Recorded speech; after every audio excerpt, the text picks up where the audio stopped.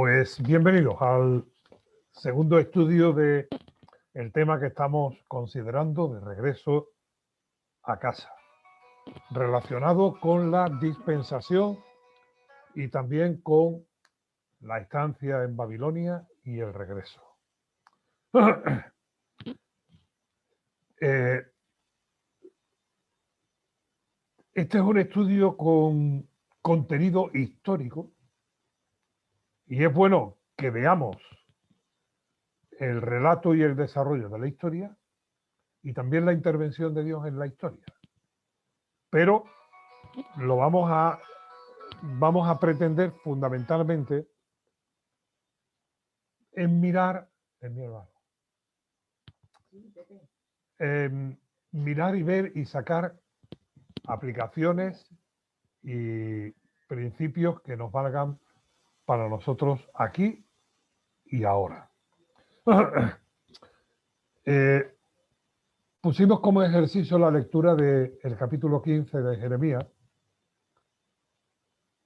y antes de adentrarnos en el estudio tenemos que ver sobre lo duro que resulta muchas veces servir a Dios. Hacer la voluntad de Dios. Ser portador de mensaje de parte de Dios. No se trata de agradar los oídos de la gente y mucho menos entretener. Dos cosas que me parece que sobran y abundan en algunas ocasiones en los púlpitos. El agradar los oídos y el entretener, en vez de enseñar y exhortar.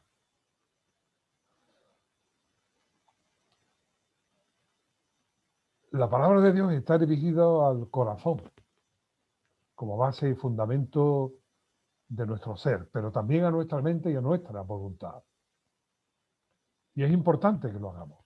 El Señor Jesucristo en su ministerio, si leemos los evangelios, nos damos cuenta de que muchas veces su palabra era dura, directa, y tocaba las conciencias.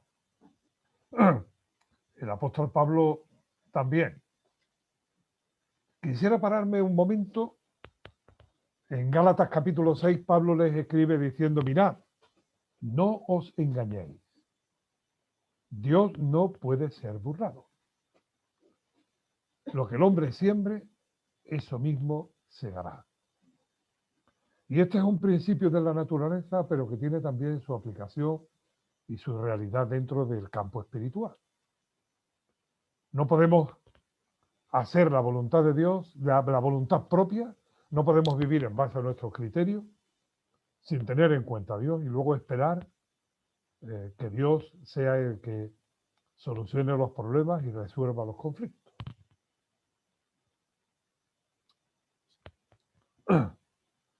Somos dados a buscar justificaciones. Somos dados a echar mano de excusas. Inclusive hasta hacernos las víctimas culpando a otros de nuestros males. Es verdad que la carga educacional, es verdad que la experiencia de vida y todo eso forma parte de nuestro bagaje de vivir. Pero cuando tomamos una decisión, cuando hacemos algo, cuando escogemos algo o renunciamos o desoímos algo, no culpemos a los demás. Cada uno de nosotros tomamos nuestras decisiones y sepamos que somos también responsables de ellas. En Ezequiel capítulo 18, Dios le dice al pueblo, por cierto, Jeremías tiene su ministerio en Jerusalén, aun cuando son llevados a la deportación. Ezequiel es llevado a la deportación. De manera que Jeremías le habla a los que han quedado allí e inclusive a los que han huido a Egipto y les escribe a los que están en Babilonia. Ezequiel no, Ezequiel está con los de la deportación en Babilonia y allí les habla. Y echa mano a Ezequiel de un dicho que usaban mucho los judíos. Nuestros padres comieron las uvas verdes y a nosotros nos han salido las denteras o los dientes picados.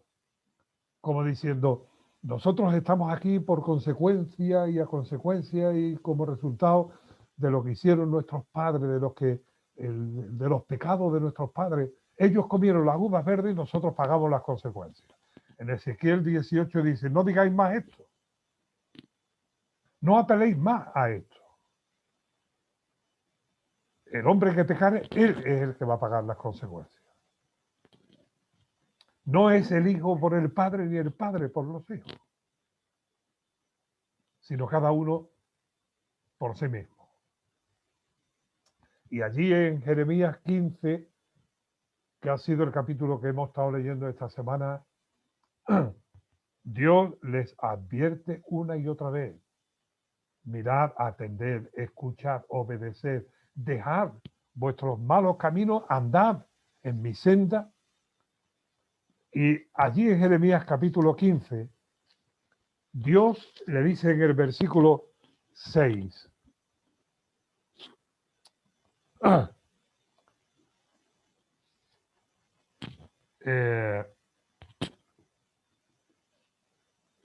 Jeremías 15, tú me dejaste, dice Jehová, te volviste atrás, por tanto yo extenderé sobre ti mi mano y te destruiré.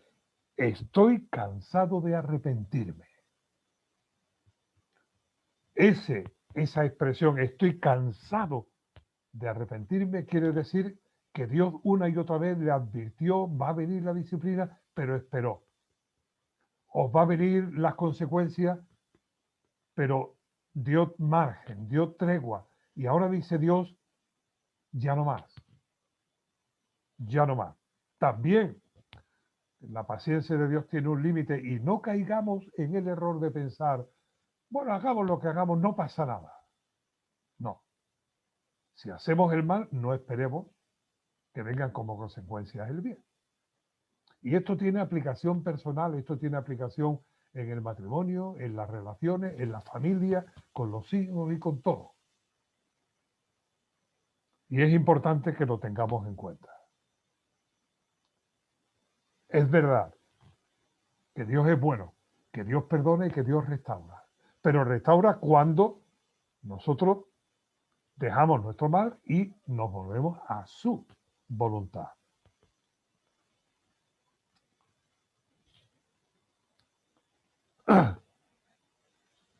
Jeremías, en la dureza del ministerio, él pagó un precio alto, ahora veremos.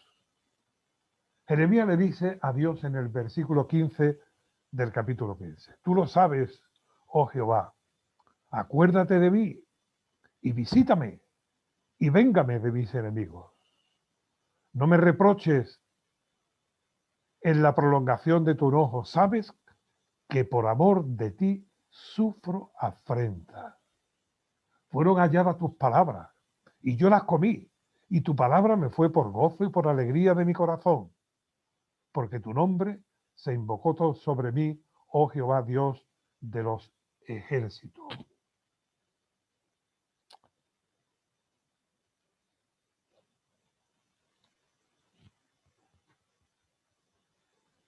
Jeremías le habla a Dios desde su dolor, desde su situación, y Dios le responde. Versículo 19. Por tanto, así dijo Jehová, si te convirtieres, yo te restauraré, y delante de mí estarás. Y si entresacares lo precioso de lo vil, serás como mi boca. Conviértanse ellos a ti y no tú a ellos. Jeremías, les hablas en mi nombre y ellos te desprecian. Le dices mi voluntad y ellos te persiguen. Tú escoge, decide. entresaca lo bueno de lo malo, distingue, como le dice aquí, lo precioso de lo vil. Yo te restauraré, yo te sostendré. Jeremías tuvo un ministerio de casi 50 años. Y fue un ministerio largo, complicado, difícil, lleno de dificultades, de sufrimiento y de costo. El que quiera hacer la voluntad de Dios, ármese de confianza y de estar dispuesto a seguir a Dios.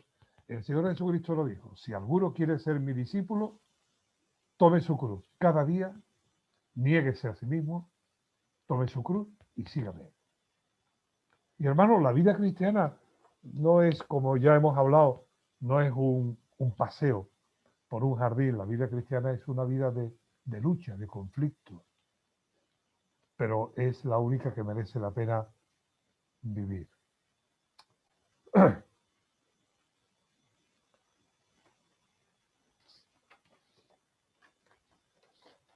El que habla en nombre de Dios tiene que estar dispuesto a vivir conforme a lo que Dios dice. El que enseña a otros sobre lo que es la voluntad de Dios y exhorta a otros a la obediencia a Dios, no puede andar contrariamente al mensaje que Dios le ha dado para otros, porque no es para otros. En primer lugar, es para uno mismo. Y tiene que entender, tenemos que entender, que proclamar a otros lo que Dios dice no va a resultar siempre en comprensión o en reconocimiento, y mucho menos en gratitud de los otros. Recordad lo que hablábamos de Edra en el estudio anterior, capítulo 7, versículo 10. Edra dispuso su corazón para entender, para vivir y para enseñar. Y esto debe de ser la constante de todos nosotros. Entender, poner en práctica, para así poder enseñar a otros. Y Jeremías lo tenía muy claro. Pablo dice: si alguno habla, hable conforme a la palabra de Dios. No se trata, como decía al principio, de entretener ni agradar, sino ser portadores de lo que Dios dice. El apóstol Pablo dice con relación a esto: en lo que requiere diligencia, no perezoso. Mirad, hermano, poder llevar a otro el mensaje del Evangelio va a requerir de nosotros un conocimiento profundo del Evangelio. Porque si no, le estaremos dando posiblemente mucho más de nuestras opiniones que del mensaje de Dios. Y eso requiere diligencia. Es decir, disposición y perseverancia, interés en conocer la palabra de Dios. Es bueno, y hermano, yo le doy gracias a Dios por vuestro interés de conocer la palabra de Dios, de jóvenes y de mayores, pero permitidme los mayores que me alegre más por los jóvenes. Por una vez se lo dije a un grupo mayor: mirad, los mayores raramente tenemos arreglo, pero los jóvenes es más importante. Alguien en un culto evangelístico en un lugar, cuando llegó a la casa donde estaba hospedado, la, la, la mujer de la casa, que no había ido para preparar las cosas, le preguntó: ¿qué tal? ¿Cómo ha ido hoy el ministerio? ¿Cuántos se han convertido? ¿Cuántos han sido salvos? Dice: hoy, esta noche, 3,5. Dice: 3,5 quiere decir tres mayores y un niño. Y dice: no, no, no. 3 niños y un mayor. Porque el niño tiene todavía por delante toda su vida. El mayor le queda más o menos la mitad. Es importante que conozcamos la palabra de Dios y eso requiere diligencia, ferviente en espíritu, con interés espiritual, con anhelo, con fuego espiritual, sirviendo al Señor, gozoso en la esperanza, sufrido en la tribulación, porque la tribulación forma parte también de ese ministerio, y constante en la oración. Estoy citando Romanos 12, versículos 11 y 12. Ese ministerio de Jeremías fue largo, pero sobre todo fue duro y complicado porque era un ministerio a un pueblo rebelde. A un pueblo rebelde. A un pueblo de corazón duro. Dios le pide a Jeremías algunos costos. No tomarás para ti mujer ni tendrás hijo ni hija en este lugar. Jeremías 16. Ezequiel sí los tuvo. Su mujer y sus hijos. Pero a veces hay ministerios en los que tenemos que estar dispuestos a renunciar a algo. No estoy apelando por el celibato, de ninguna manera. Estoy apelando de que en ocasiones tenemos que hacer renuncia de cualquier tipo, aún también a ese. En Jeremías 16, versículo 10, y acontecerá que cuando anuncies a este pueblo todas estas cosas, te dirán ellos, ¿por qué anuncia Jehová contra nosotros todo este mal tan grande? ¿Qué maldad es la nuestra? ¿O qué pecado es el nuestro? ¿Qué hemos cometido contra Jehová nuestro Dios? Esto es una actitud de no reconocimiento, de no admitir la realidad. Versículo 11.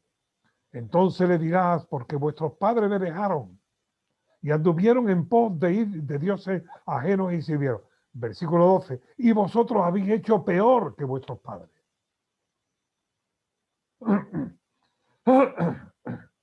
No vendría por el pasado solamente la disciplina, sino también por el presente. Pero mirad, aún en la dureza del mensaje y aún en lo difícil del ministerio, tengamos esto en cuenta.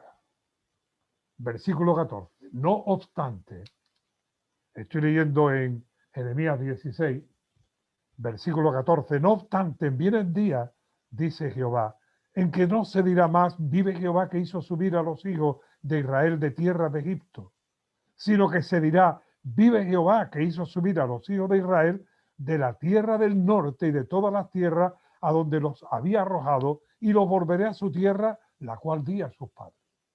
Es decir, con la dureza del mensaje hay también un componente de esperanza.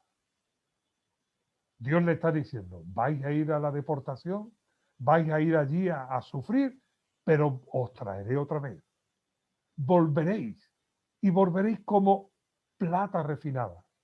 Volveréis como oro refinado. Versículo 21. Por tanto, he aquí les enseñaré esta vez, le haré conocer mi mano y mi poder, y sabrán que mi nombre es Jehová. No lo habían aprendido. Y notemos que estamos hablando de que ya hacía casi 1000 años, por lo menos 800 años y pico, que habían salido de Egipto. Y tenían la ley de Dios desde hace 800 años. Y profetas y maestros, pero no habían aprendido. No habían entendido que Dios es uno y único y no se puede adorar a otro Dios. Y ahora los lleva a Babilonia y cuando regresan ya vienen. Han aprendido la lección. A veces, hermanos y hermanas, Dios permite circunstancias que son para nuestro bien, para que entendamos, aprendamos, comprendamos las cosas. Y esto sucedió con el tema de la deportación a Babilonia. Recordad que fueron llevados a la cuna de la idolatría y desde que regresaron después con Zorobabel, Israel ya no ha sido dado a la idolatría. Es más, en los libros históricos que no canónicos del Antiguo Testamento, como el libro de los Macabeos, los libros de los Macabeos, allí se recoge, son libros históricos de interés, cómo se opusieron cuando los romanos eh, introdujeron un ídolo, un estandarte dentro del templo. Dios no va a permitir que estemos siempre en la ignorancia. Jeremías no solamente tuvo que luchar con la dureza del corazón del pueblo, Jeremías tuvo que luchar también con los adversarios. Pasur, dice el capítulo 20 que Pasur, el sacerdote Pasur, hijo de Imer, que presidía como príncipe de la casa de Jehová, oyó a Jeremías que profetizaba esta palabra y azotó Pasur al profeta Jeremías y lo puso en el cepo. Y lo puso en el cepo. Otro Pasur, que no es el mismo, que está en el capítulo 21, pero que era igual de cruel, también lo echó a una cisterna. Hermano, no siempre van a recibir bien un mensaje de exhortación. Y se levantarán adversarios, enemigos y violencia. Y no solamente en el templo o desde los sacerdotes, también los reyes de Judá. Pero hay que reconocer a Jeremías una cosa. Él se mantuvo fiel. Fiel a Dios. Y Jeremías le decía aquello que Dios le entregaba que lo dijera. No era el criterio de Jeremías, no era la reprensión de Jeremías, era lo que Jeremías recibía de parte de Dios. Y se lo dice aún al mismo rey, a los mismos reyes. En el capítulo 37 lo podéis ver, pero ya en las notas, cuando lleguen las notas que se envían, pues vendrá también el texto. Mirad en el capítulo 20, porque el hecho de la fidelidad de Jeremías no significa que Jeremías no sufriera o no padeciera. Él sabía que aquello formaba parte de su labor, pero eso no le impedía, no le evitaba el sufrimiento. ¿Cuál era la actitud de Jeremías? Versículo 12 del capítulo 20. Oh Jehová de los ejércitos, que pruebas a los justos, que ves los pensamientos y el corazón. Vea yo tu venganza en ellos, porque a ti he encomendado mi causa. Jeremías dice, no voy a responder de mi parte. Señor, si tú tienes que derramar justicia, hazlo tú, porque yo en tus manos me pongo. A ti encomiendo yo mi causa. Pues creo que al menos hacemos un poco de justicia a Jeremías. Me parece que es injusto llamarle el profeta llorón, porque no era un llorón, pero lloraba. Y no es lo mismo llorar a consecuencia de lo que uno ve que ser un llorón, porque el llorón no necesita motivos. Si hace falta se los inventa, pero está siempre llorando. ¿O no conocéis alguno? Pero espero que no seamos ningún llorón, ¿no? Volvamos ahora, dejemos a Jeremías con su situación y sus circunstancias. Por cierto, Jeremías fue llevado a Egipto después de la deportación y de la destrucción de Jerusalén, y allí ya se perdió. Desde Egipto escribe, pero no sabemos ni cuándo ni dónde murió el profeta Jeremías. Pero él se quedó en Jerusalén y vio aquel libro de Lamentaciones, es cuando ya Jerusalén ha sido destruida, y él llora. Hermanos, si hay que llorar, lloramos, pero Jeremías no es un llorón. La deportación. En el año 609 a.C.,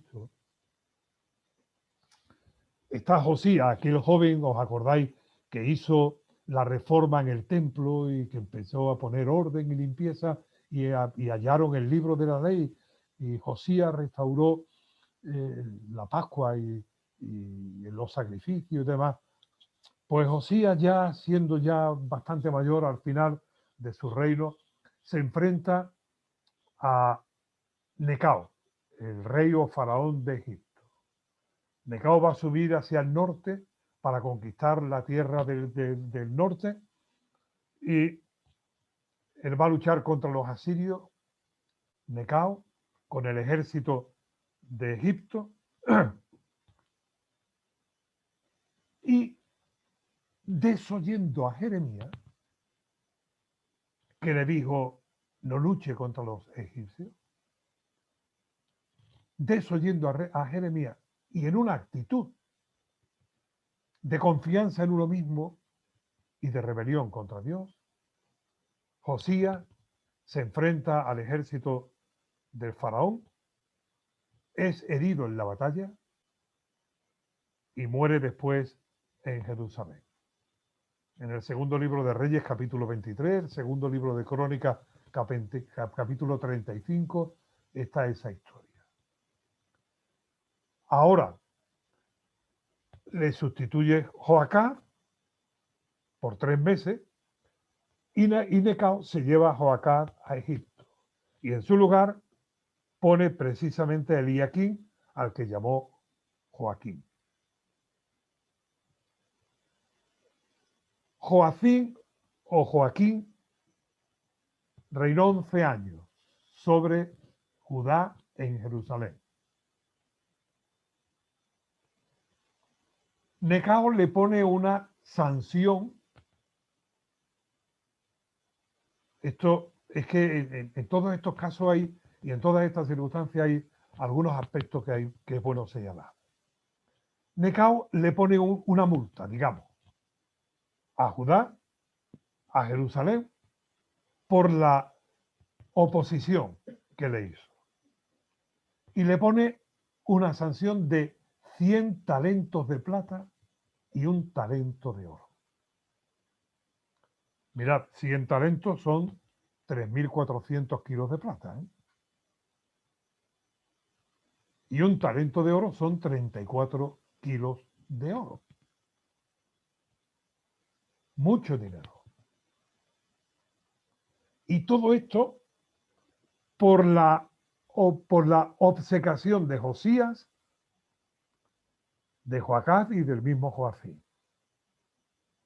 Pero el relato bíblico nos dice que Joacín pagó a Necao esta cantidad sacándolo del pueblo. Sacándolo del pueblo. Así que son los líderes, son los responsables, son los reyes, son los que están presidiendo, los que toman las decisiones, y después el pueblo paga el pato. Y esto en la historia se da muchas veces, pero no solamente en la historia de los pueblos, no solamente en la historia de las naciones, no solamente en el liderazgo político, también en el liderazgo espiritual. Los errores, la cabezonería, la obstinación, la insensatez, algunas veces de los líderes, de los pastores, de los ancianos, de los responsables, llevan a situaciones que después todos las sufren. Pues Joacín pagó a Egipto aquella multa, pero lo sacó del pueblo. No lo sacó de sus tesoros, sino de las costillas del pueblo. Y decía antes que esto fue una obcecación, porque Jeremías mismo le había dicho a Josías y también a Joacín, no os opongáis. Y le había hablado con una ilustración muy gráfica. Dios le dijo, hazte unos yugos y preséntate con estos yugos. Y le dice, mira, así servirán las naciones a Necao. No os opongáis, servid al rey de Egipto. Pero Josías no oyó al profeta que hablaba en nombre de Dios y sí oyó a los profetas falsos. Jeremías 28. En Jeremías 27, Jeremías le dice que se sometan a Necao. En el capítulo 28, los profetas falsos le dicen, no, no lo hagas. Rompieron los yugos que Jeremías había usado para la ilustración. Y Dios le dice, ahora haz yugo de hierro para que no puedan partirlo. Mirad, hermano, es verdad que cuando se nos dice lo que nos gusta oír, lo que queremos oír, lo que nos apetece, es más fácil atenderlo que cuando viene con la claridad y con la luz, con la autoridad de parte de Dios.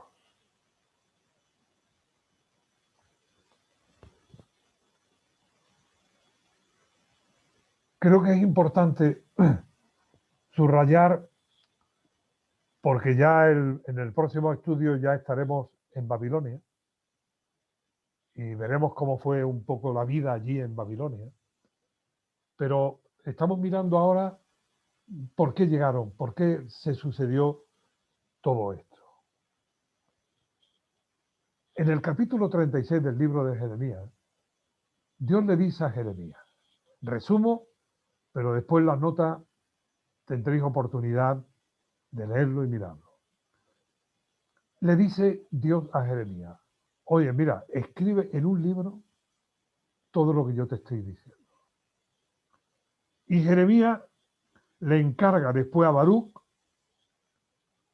que lo que Dios le ha dicho a Jeremías que escriba en un rollo, en un libro, Baruch vaya y lo lea al pueblo. Cuando el pueblo lo escucha, le dicen a los sacerdotes, oye, mira lo que dice Jeremías. Y llevan a Jeremías a los sacerdotes y Jeremías le lee lo que Dios le ha dado por escrito para que lo escriba y se lo lee. Y los sacerdotes le mandan a decir al rey, oye, mira lo que dice Jeremías. Y ahora Jeremías, el rey no deja, no llama a Jeremías, sino que el rey le dice, traed el rollo. Y le encarga a uno, a un tal Jeudí, que le lea. Y cuando el rey, precisamente Joacín, está escuchando lo que Dios le ha mandado a Jeremías que escriba en el rollo, ¿sabéis cuál fue la reacción de Joacín? Cogió una brecarta, un cuchillo y se bajó de su trono y cortó el rollo. Rompió el rollo y lo echó al fuego. Y lo echó al fuego. A veces pensamos o podemos considerar, ay, ¿por qué Dios permitió que, que sucediera lo que sucedió y que Jerusalén se viese como se vio y que el pueblo fuese llevado hasta la deportación? Por la dureza del corazón. No nos engañemos, Dios no puede ser burlado.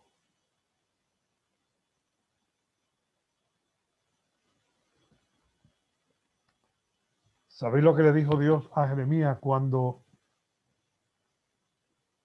el rey Joacín quemó el rollo en el fuego, ¿no? Escríbelo otra vez. vuelvo a escribir lo mismo en otro rollo. Y yo pensaba, considerando en esto, hay que ver este pueblo nuestro, ¿eh? Esta España mía, esta España nuestra, mi querida España. ¿Quién cantaba eso?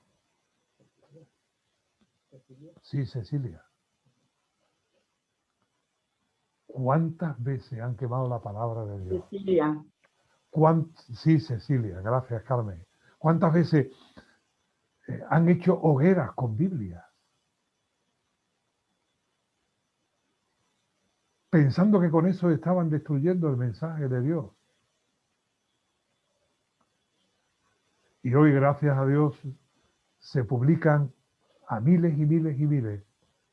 Y debiéramos de ser portadores de ese mensaje escrito de Dios, poniéndolo en las manos de la gente que nos rodea, con los evangelios, con el Nuevo Testamento, con Biblia, que podemos hoy y debemos hacer llegar a todos. Continúo. En el año 587 es Joaquín puesto como rey, y ahí en ese año he llevado el gran grupo a la deportación. Porque en el 605 Nabucodonosor, que bueno, Dios lo puso y lo movió y destruyó o venció a los egipcios, llevaron algunos, pero fue en el año 586 cuando fue el gran grupo que llevó. En el año 9 de Sedequías, rey de Judá, en el mes 10, vino Nabucodonosor, rey de Babilonia, con todo su ejército contra Jerusalén y la sitiaron. Mirad si es importante que tengamos en cuenta la historia. Porque mirad, en la inspiración del relato bíblico, dice que en el año 9 de Sedequías, Jeremías 39:1, el año 9 de Sedequías, es decir, se nos da la fecha. Y en el 39:2 dice, en el 11º año de Sedequías, en el mes cuarto, a los 9 días del mes, se abrió la brecha en la ciudad. Estamos hablando de julio del año 586 a.C. Cuando se abre la brecha en lo puro de Jerusalén y la ciudad se empieza a ser destruida. Dios quiere que tengamos los datos, las referencias, las fechas, porque Dios quiere que conozcamos la historia. Por cierto, ahí fue llevado Daniel y Ezequiel y los amigos de Daniel. Y en el próximo estudio estaremos hablando sobre esto. Hay un ejercicio que recibiréis para hacer de los capítulos 27 y 28 de Jeremías en esta semana. Leyendo estos dos capítulos, 27 y 28 de Jeremías, tenemos que considerar las consecuencias de cuando los responsables, los guías, los dirigentes espirituales no obedecen a Dios, cómo esto afecta al pueblo. Bien, tengo una propuesta o una consideración que haceros también.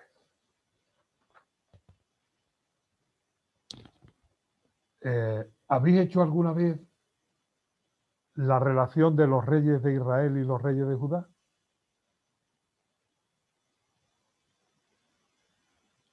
Pues lo tenemos en varias ocasiones en la Biblia.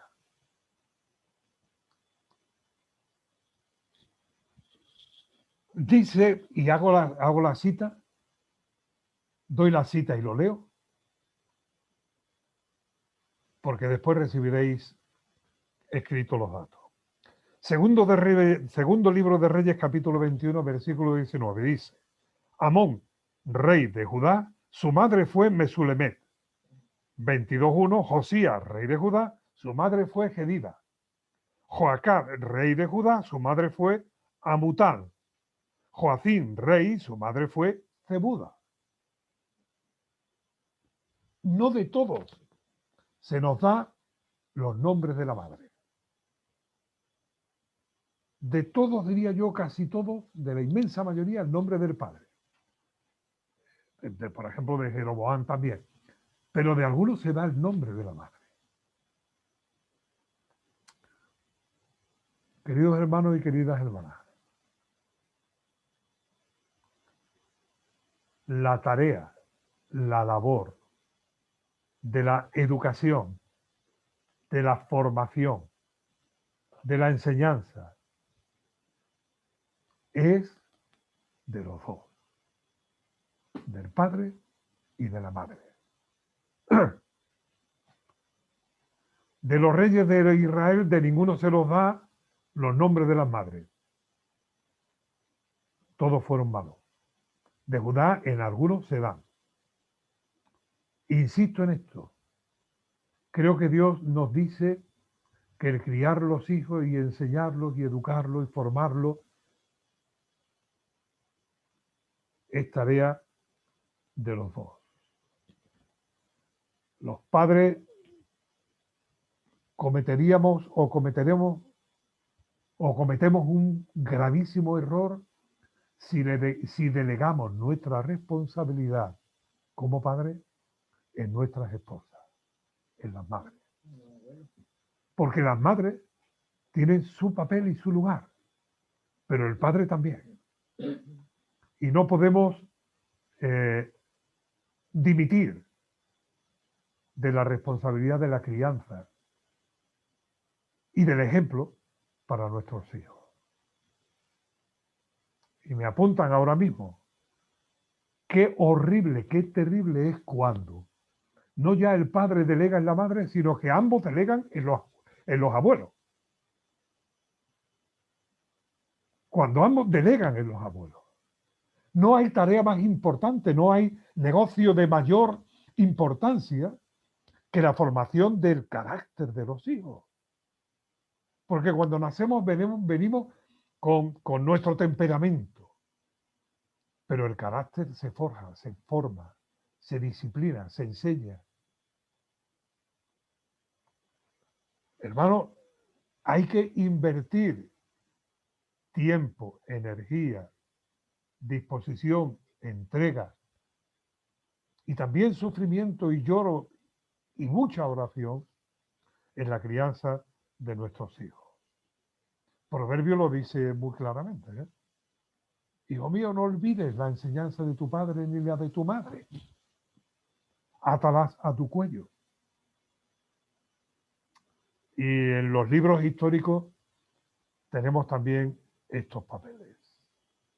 Y bueno, creo yo, bueno es que no solamente nos paremos en los detalles de la historia, sino que vayamos también a estas cuestiones prácticas que para mí son muy importantes. Estamos llegando al final. Daniel, que ocupará un lugar importante en el próximo estudio, tuvo su labor durante la deportación a Babilonia. Un joven. Cuando Nabucodonosor, que por cierto, él fue a luchar contra Necao enviado por su padre, que era el rey. Después, cuando el padre muere, es Nabucodonosor el que ocupa el trono. Pero Nabucodonosor se lleva de Jerusalén a unos 10.000 en el año 586, sobre 10.000 judíos. Pero entre esos 10.000 judíos va la flor innata. Los más jóvenes, los más preparados, los más dispuestos. Y entre ellos va Daniel y sus 3 amigos también.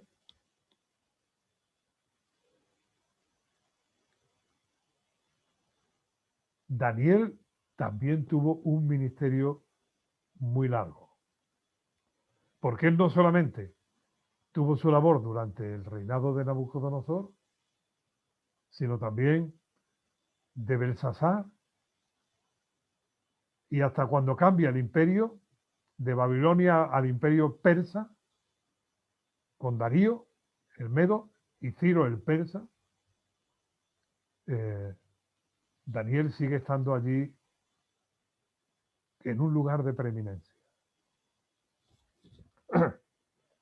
Pensad y considerad por qué Ciro dio la orden de que regresaran a Jerusalén y reconstruyeran el templo.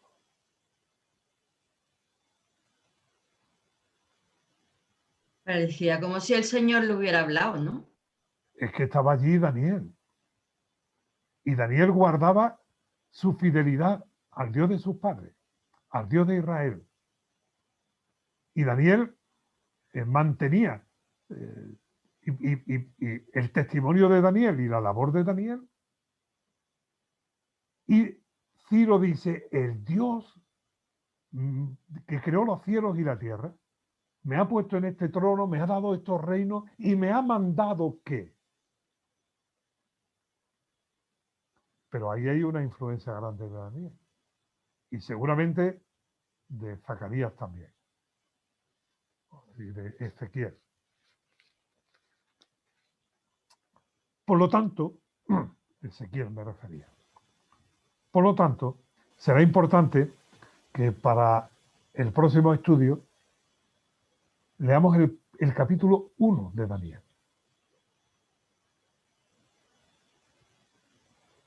Ya en el capítulo 1 encontramos mucha información y muy importante acerca del carácter de Daniel. De manera que resumo echando mano de mis notas.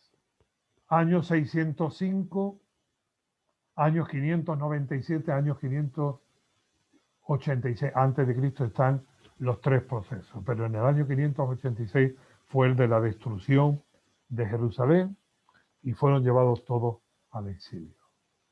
Hermano, bueno es que conozcamos la historia, pero para que aprendamos lecciones.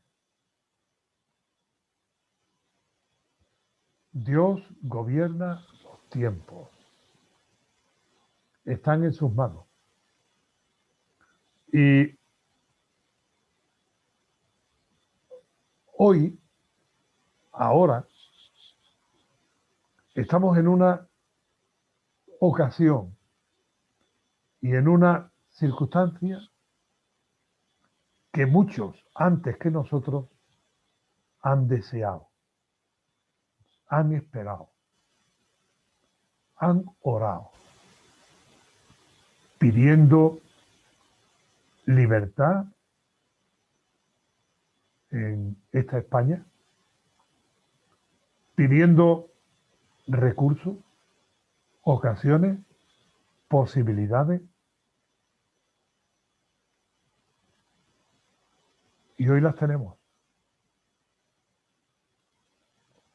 Hoy las tenemos.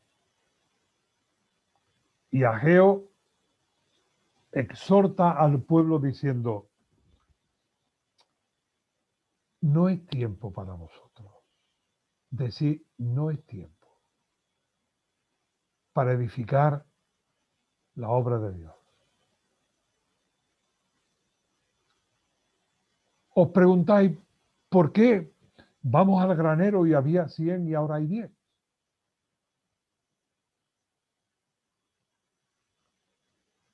Y Ageo responde, porque no le damos a Dios el lugar y a su obra la importancia que tiene.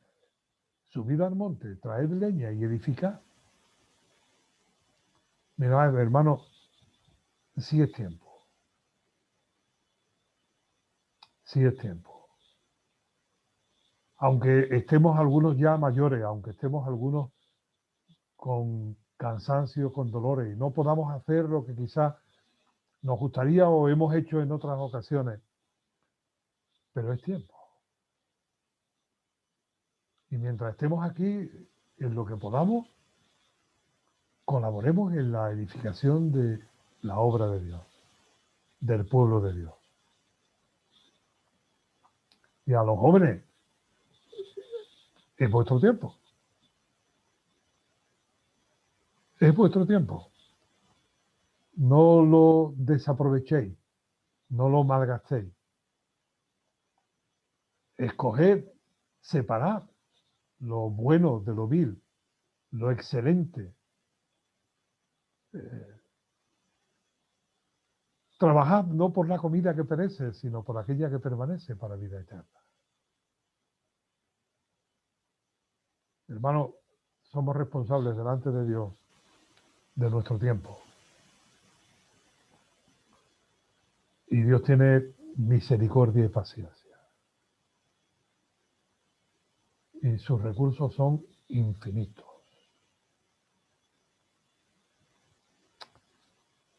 Oramos para terminar y que el Señor nos dé sabiduría para aprender. Decía alguien que el sabio aprende de la experiencia de otros. El mediocre aprende de su propia experiencia. Pero el necio no aprende nunca. Si podemos aprender por lo que la Biblia nos cuenta, nos narra, nos enseña, en experiencia de otros, mejor que mejor. Señor, gracias porque tu palabra es viva y eficaz, porque tu palabra es sabia, tu palabra es poder, es verdad, nos dice lo que necesitamos saber y tiene el relato fiel y fidedigno de todo lo que fue y las lecciones para nosotros hoy. Señor, quizás en España se haya vivido un tiempo de mucho sufrimiento por consecuencia y causas de otros. Pero Señor, ahora es tiempo de edificación. Y te rogamos que nos ayude, que nos des un corazón dispuesto, que tu Espíritu Santo encuentre disposición y no rebelión, que seamos dóciles y no rebeldes y busquemos tu gloria. Queremos ser discípulos de Cristo y andar en sus pisadas, cueste lo que cueste. Ayúdanos, Señor, y bendícenos. En el nombre de Jesús. Amén.